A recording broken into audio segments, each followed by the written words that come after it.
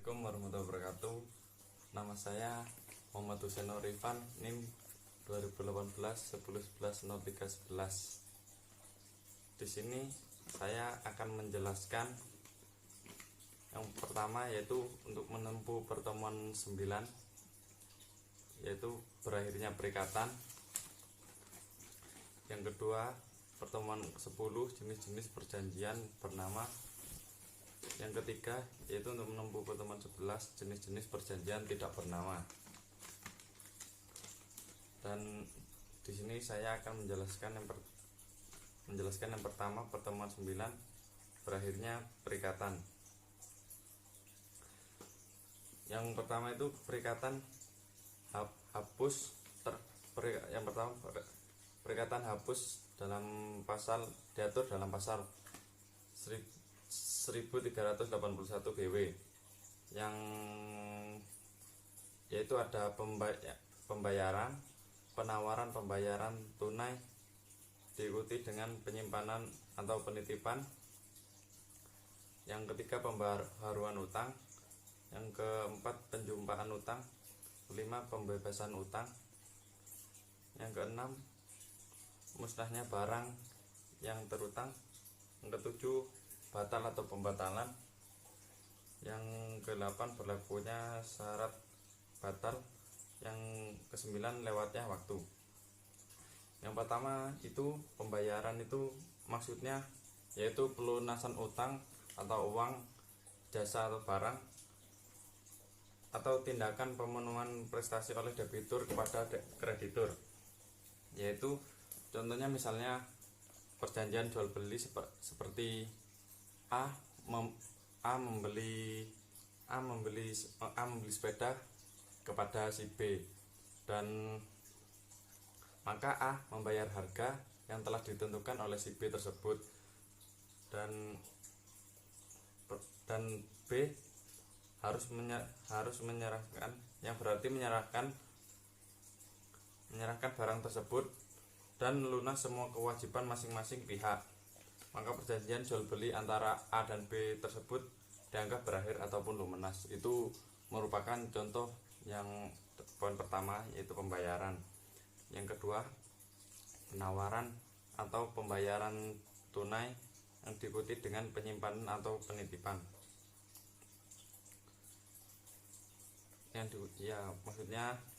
Maksudnya itu yaitu suatu cara hapusnya perikatan di mana debitur itu hendak membayar utangnya, namun pembayaran itu ditolak oleh kreditur. Maka kreditur bisa menitipkan pembayaran tersebut itu melalui kepaniteraan pengadilan negeri setempat. Misalnya A punya utang kepada si B, dan si A itu membayar, tetapi si B itu menolak untuk menerimanya. Dalam kondisi ini itu si A bisa menitipkan pembayaran utangnya tersebut ke paniteraan pengadilan negeri setempat nanti. Maksudnya ke negeri setempat yang akan meneruskannya kepada si B. Jika menitipkan melalui pengadilan ini, maka utang piutang antara A dan si B itu dianggap sudah berakhir. Nah, itu merupakan contoh dalam poin kedua, yaitu penawaran pembayaran tunai yang diikuti dengan penyimpanan. Yang ketiga itu pembaharuan utang atau novasi, yaitu maksudnya itu adalah perjanjian antara kreditur dengan debitur, di mana perikatan yang sudah ada dihapuskan dan kemudian suatu perikatan yang baru. Misalnya itu contohnya itu seperti A mempunyai utang kepada si B, itu misalnya sebesar 1 juta. Misalnya sebesar 1 juta, tidak sanggup membayar utang tersebut. Lalu B mengatakan bahwa B tidak perlu lagi membayar utangnya sebesar 1 juta, melainkan cukup bayar 500 juta saja, ataupun setengahnya gitu. Dan utang dianggap lunas. Dalam hal ini itu perjanjian utang piutang A dan B yang sebesar 1 juta dihapuskan dan diganti perjanjian utang yang sebesar 500.000 atau setengah dari utang tersebut, maka masalah yang terjadi ini antara kreditur dan debitur dianggap selesai atau berakhir. Yang keempat itu perjumpaan utang. Perjumpaan utang itu yaitu penghapusan utang masing-masing dengan jalan saling memperhitungkan utang yang sudah dapat ditagih secara timbal balik antara debitur dan kreditur. Contohnya itu seperti si A mempunyai utang kepada si B sebesar 500.000, tapi pada saat yang sama si B juga ternyata punya utang kepada A sebesar 500.000 juga. Dalam hal demikian, maka utang masing-masing sudah dianggap lunas atau berakhir, karena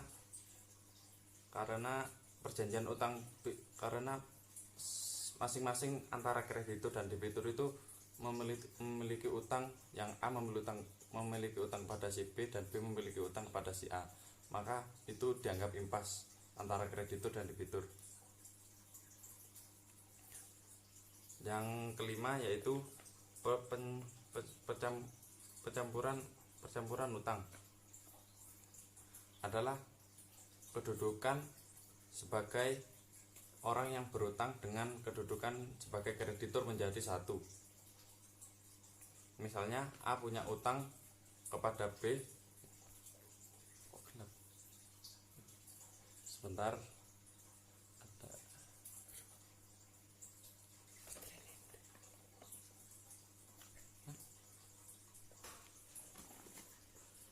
Saya ulang lagi. Yang selanjutnya yaitu kelima yaitu pencampuran utang. Pencampuran utang yaitu kedudukan sebagai orang yang berutang dengan kedudukan sebagai kreditur menjadi satu. Misalnya A mempunyai utang kepada si B. Ternyata karena berjodoh A akhirnya menikah dengan si B. Dalam kondisi demikian maka terjadilah pencampuran utang karena antara A dan B telah terjadi suatu persatuan harta kawin akibat perkawinan. Padahal dulunya A mempunyai utang kepada si B, maka utang tersebut dianggap berakhir atau impas. Itu merupakan contoh dari pencampuran utang. Yang keenam yaitu pembebasan utang, yaitu maksudnya pernyataan sepihak dari kreditur kepada debitur bahwa debitur dibebaskan dari utang-utangnya. Misalnya itu A mempunyai utang kepada si B, tapi B membebaskan A dari utangnya tersebut, maka utang tersebut dianggap impas dan juga berakhir. Itu merupakan contoh dari pembebasan utang. Yang selanjutnya yaitu musnahnya barang yang terutang. Itu maksudnya perikatan hapus dengan musnahnya atau hilangnya barang tertentu yang menjadi prestasi yang diwajibkan kepada debitur untuk menyerahkan kepada kreditur. Musnahnya barang yang terutang ini digantungkan pada dua syarat, yaitu musnahnya barang tersebut bukan karena kelalaian debitur tersebut. Yang kedua itu debitur belum lalai menyerahkan kepada kreditur. Yang selanjutnya yaitu pembatalan perjanjian atau batalnya perjanjian. Yang dimaksud batal demi hukum itu diatur dalam pasal 1446 KUH Perdata adalah dapat dibatalkan.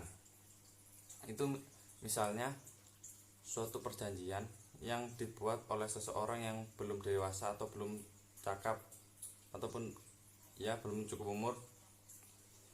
Perjanjian tersebut bisa dimintakan kebatalannya melalui pengadilan, dan saat dibatalkan oleh pengadilan maka perjanjian tersebut pun berakhir atau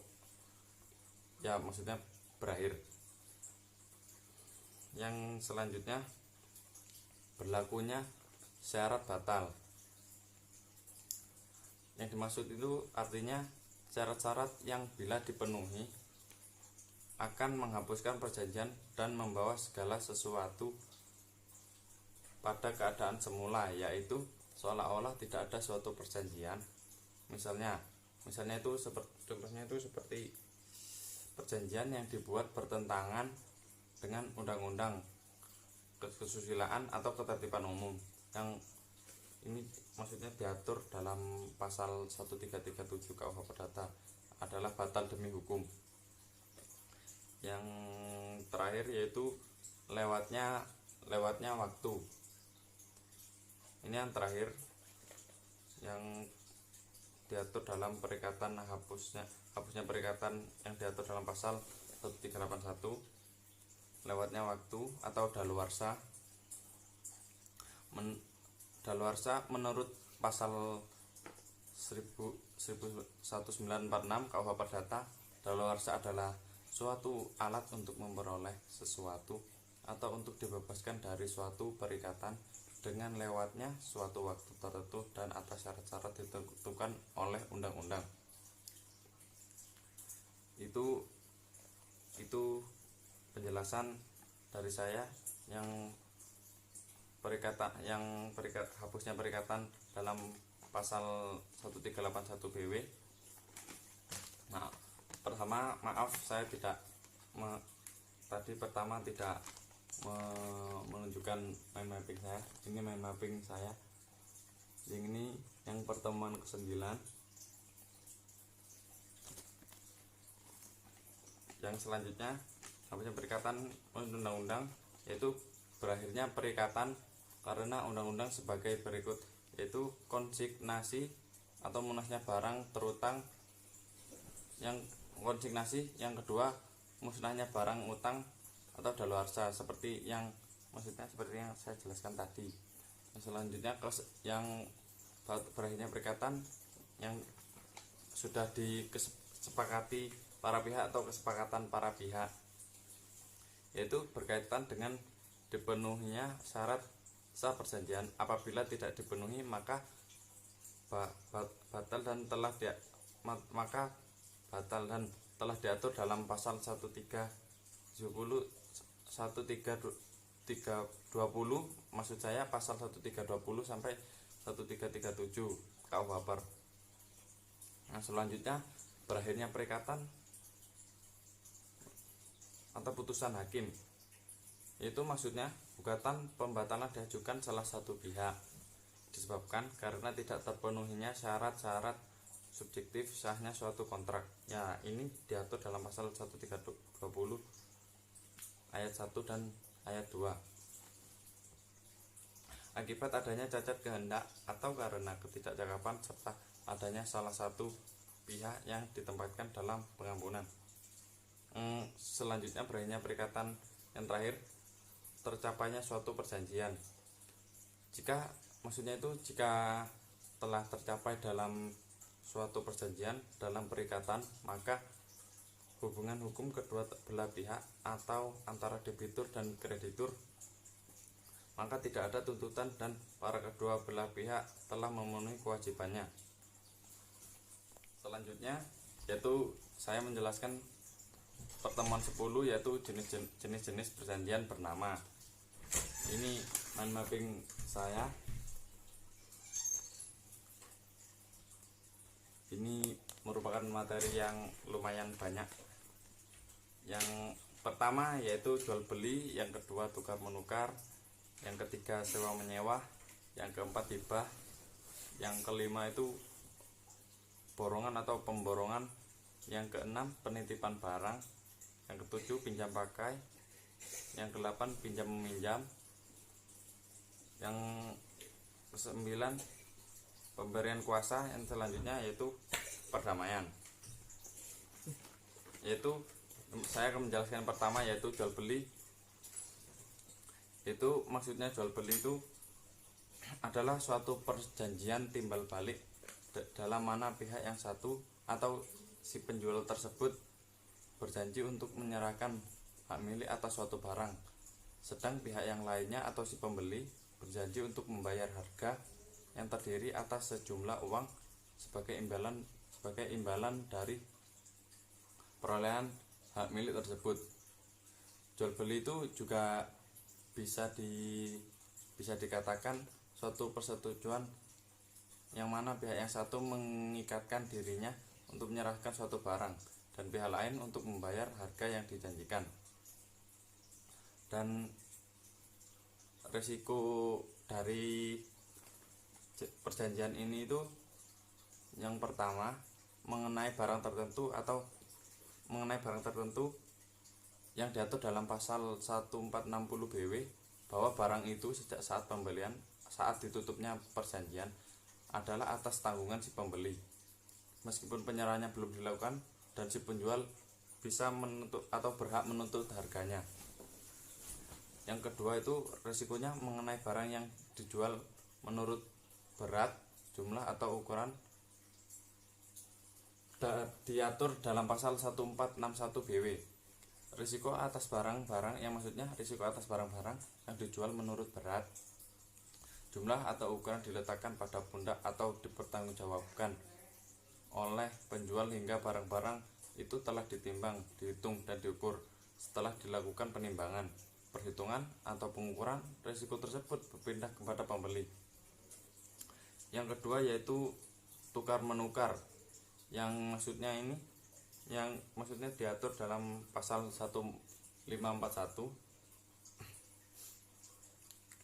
yang maksudnya adalah tukar menukar adalah suatu persetujuan dengan mana kedua belah pihak yang mengikatkan diri untuk saling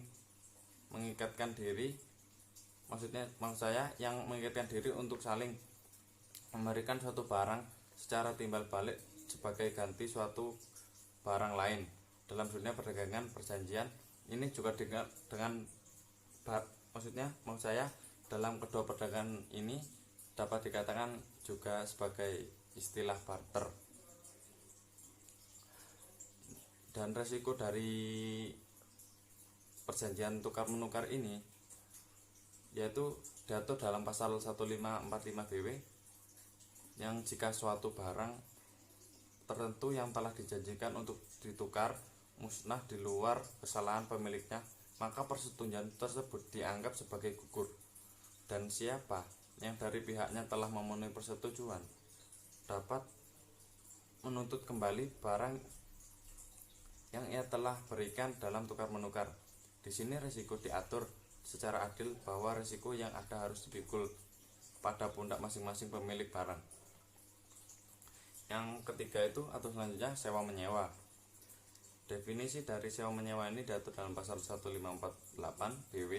Sewa menyewa yang artinya suatu persetujuan dengan mana pihak yang satu menguatkan diri untuk memberikan kenikmatan suatu barang kepada pihak yang lain selama waktu tertentu dengan pembayaran suatu harga yang disanggupi oleh pihak tersebut. Terakhir itu, orang dapat menyewakan berbagai jenis barang, baik tetap maupun yang bergerak.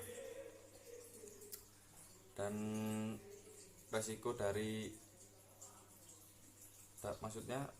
resiko dari perjanjian ini yaitu menurut pasal 1553 BW, dalam sewa menyewa risiko mengenai barang yang dipersewakan dipikul oleh si pemilik barang, yaitu pihak yang menyewakan. Apabila barang yang disewa itu musnah karena suatu peristiwa yang terjadi di luar kesalahan salah satu pihak, maka perjanjian sewa menyewa gugur demi hukum. Maksudnya itu bahwa masing-masing pihak sudah tidak dapat menuntut sesuatu apa yang dari pihak lawannya, yang berarti bahwa kerugian akibat musnahnya barang yang dipersewakan dipikul sepenuhnya oleh pihak yang menyewakan. Yang selanjutnya yaitu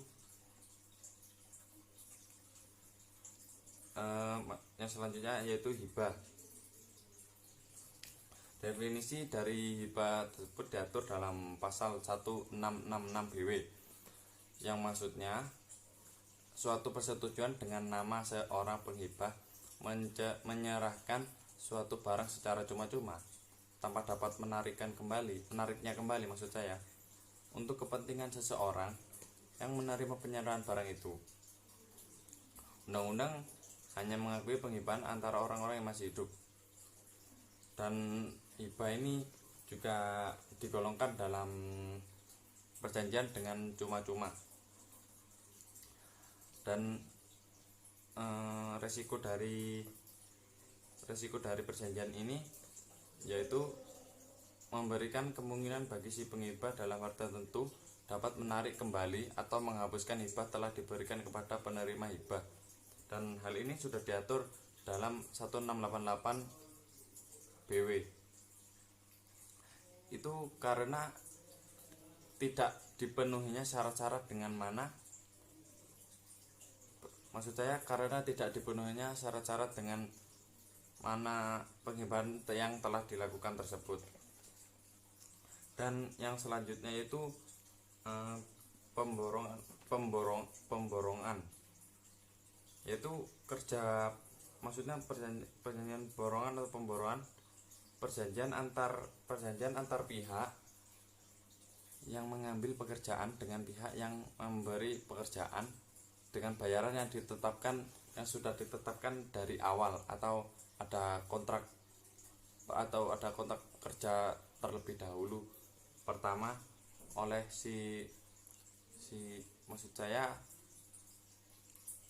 oleh yang memberi pekerjaan maksud saya. Dan pemborongan itu dibagi dua, yaitu borongan hanya pengerjaannya dan borongan pengerjaan sekaligus. Sedangkan bahannya yang borongan hanya pengerjaannya, maksud saya ada dua, borongan hanya pengerjaannya dan borongan pengerjaannya sekaligus. Yang selanjutnya yaitu penitipan barang. Dan penitipan barang ini sudah diatur dalam pasal 1694 BW. Definisi dari penitipan barang adalah terjadi apabila seseorang menerima suatu barang dari orang lain dengan syarat bahwa ia akan menyimpannya dan mengembalikannya dalam wujud asalnya. Dan penitipan ini merupakan suatu perjanjian real. Dan selanjutnya yaitu pinjam pakai yang diatur dalam pasal 1740 BW. Definisi dari pinjam pakai sendiri suatu perjanjian dalam mana pihak yang satu menyerahkan suatu barang untuk dipakai dengan cuma-cuma kepada pihak lain dengan syarat bahwa pihak tersebut itu yang menerima barang itu setelah memakainya atau setelah lewat waktu yang ditentukan akan mengembalikan barang itu. Dan resiko dari pinjam pakai tersebut yaitu dalam pinjam pakai itu dipikul oleh si pemilik barang sendiri, dinamakan dengan peralihan resiko yang diancamkan pada pihak yang tidak mentaati suatu perjanjian. Dan pasal 1745 menyatakan bahwa jika barang yang dipinjam musnah karena suatu kejadian yang tidak disengaja atau kelpaan, maka si peminjam bertanggung jawab tentang musnahnya barang lainnya. Yang selanjutnya itu pinjam meminjam yang diatur dalam pasal 1754 BW. Definisi dari pinjam meminjam sendiri adalah suatu perjanjian yang menentukan pihak pertama menyerahkan sejumlah barang yang dapat habis terpakai kepada pihak kedua dengan syarat bahwa pihak kedua itu akan mengembalikan barang yang sejenis kepada pihak pertama dengan barang yang utuh, seperti barang yang sudah dipinjam pertama kali itu barang yang utuh seperti barang yang pertama kali dipinjam, maksud saya seperti itu. Yang selanjutnya yaitu pemberian kuasa. Yang definisi dari pemberian kuasa tersebut yaitu yang diatur dalam pasal 192 BW, suatu persetujuan yang berisikan pemberian kuasa kepada orang lain yang menerimanya untuk melaksanakan sesuatu atas nama orang yang memberikan kuasa tersebut. Yang selanjutnya yaitu perdamaian. Dua pihak membuat suatu, yaitu maksudnya dua pihak membuat suatu perdamaian untuk mengakhiri suatu perkara dalam perjanjian masing-masing, melepaskan sementara hak-hak atau tuntutannya tersebut. Ini yang pertemuan 10, itu jenis-jenis barang yang bernama. Selanjutnya yaitu pertemuan dari 11, yaitu jenis-jenis perjanjian yang tidak bernama. Ini menurut saya ini juga materinya lumayan banyak, hampir sama seperti pertemuan ke-10. Langsung saja, yaitu yang pertama yaitu perjanjian lisensi dan terus sewa guna usaha, perjanjian waralaba, terus pembiayaan konsumen, sewa beli, perjanjian anjak piutang atau factory, dan perjanjian build atau build operate and transfer. Langsung saja, yang pertama perjanjian lisensi, yaitu dibagi menjadi 3, yaitu yang pertama lisensi wajib yang didasarkan pada pengaturan pejabat pemerintah. Bentuk lisensi ini jarang dipergunakan. Lisensi pemufakatan, seorang atau suatu badan yang menerima lisensi memberi suatu lisensi di bawah penemuan patennya kepada orang lain melalui kontrak. Yang selanjutnya, yang ketiga, lisensi karena berlakunya hukum. Lisensi yang diambil dari peraturan hukum yang sudah ada. Ini perjanjian lisensi. Yang selanjutnya yaitu sewa guna usaha. Sewa guna usaha adalah kegiatan pembiayaan dalam bentuk penyediaan barang modul, baik secara sewa guna usaha dengan hak opsi untuk digunakan selama jangka waktu tertentu berdasarkan pembayaran secara berkala. Itu perjanjian sewa guna usaha. Perjanjian yang selanjutnya perjanjian waralaba. Waralaba merupakan perikatan antara pembeli dengan penerima waralaba, di mana penerima waralaba diberikan hak untuk menjalankan usaha dengan memanfaatkan dan atau menggunakan hak kekayaan intelektual. Yang selanjutnya yaitu pembiayaan konsumen. Lahir dari kontrak atau persetujuan perjanjian pembiayaan konsumen diatur dalam buku 3 pasal 1313 sampai dengan pasal 1319 yang pasal 139 menyatakan bahwa semua persetujuan baik yang mempunyai nama khusus maupun yang tidak dikenal dengan suatu tertentu. Sewa beli. Nah, selanjutnya jual beli barang, di mana penjual melaksanakan penjualan barang dengan cara memperhitungkan setiap pembayaran yang dilakukan oleh pembeli dengan pelunasan atas harga yang telah disepakati bersama dan diikat dalam suatu perjanjian tersebut. Yang selanjutnya yaitu perjanjian anjak piutang atau factory. Yang dimaksud ini kegiatan pembiayaan dalam bentuk pembelian dan atau pengalihan serta pengurusan piutang atau tagihan jangka pendek suatu perusahaan dari transaksi perdagangan dalam atau luar negeri, atau berdasarkan surat keputusan Menteri Keuangan nomor 448 KMK 0117 tahun 2000. Yang terakhir yaitu perjanjian Build Operation and Transfer.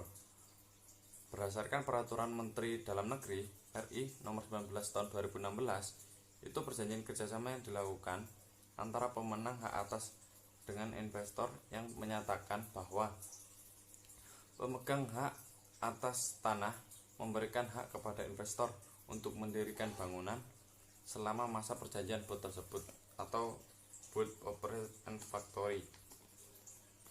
Nah, itu sekian dari saya. Itu sedikit penjelasan dari saya tentang berakhirnya perikatan dan jenis-jenis perjanjian bernama dan jenis-jenis perjanjian tidak bernama. Apabila ada salah kata mohon maaf. Assalamualaikum warahmatullahi wabarakatuh.